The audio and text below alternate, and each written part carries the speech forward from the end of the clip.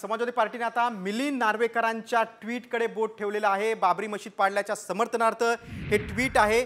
ज्यांनी हे केलं त्यांचा अभिमान आहे असं आमदार नार्वेकर यांनी म्हटलेलं आहे। आणि नार्वेकरांच्या ट्विटमुळे सपा महाविकास आघाडीतून बाहेर पडल्याचा दावा करण्यात येतो। बघा, ठाकरे गटाचे आमदार मिलिंद नार्वेकरांनी हे ट्विट केलं आणि या ट्विटलाच समाजवादी पार्टीच्या आमदारांनी विरोध केलेला आहे। हिंदुत्वाचा मुद्दा ठाकरे गटाने उचललेला आहे पुन्हा एकदा आणि त्यालाच समाजवादी पार्टीने विरोध केलेला आहे। बाबरी मशीद पाडल्याच्या समर्थनार्थ हे नार्वेकरांचं ट्विट होतं।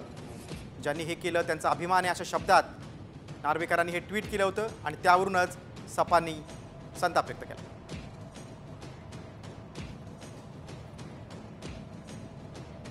समाजवादी पार्टीने आता मिलिंद नार्वेकरांच्या ट्विटकडे बोट ठेवलेलं आहे। बाबरी मशीद पाडल्याच्या समर्थनार्थ हे ट्विट आहे। ज्यांनी हे केलं त्यांचा अभिमान आहे असं आमदार नार्वेकर यांनी म्हटलेलं आहे। आणि नार्वेकरांच्या ट्विटमुळे सपा महाविकास आघाडीतून बाहेर पडल्याचा दावा करण्यात येतो। बघा, ठाकरे गटाचे आमदार मिलिंद नार्वेकरांनी हे ट्विट केलं आणि या ट्विटलाच समाजवादी पार्टीच्या आमदारांनी विरोध केलेला आहे।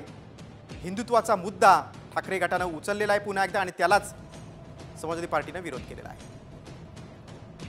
बाबरी मशीद पाडल्याच्या समर्थनार्थ हे नार्वेकरांचं ट्विट होतं।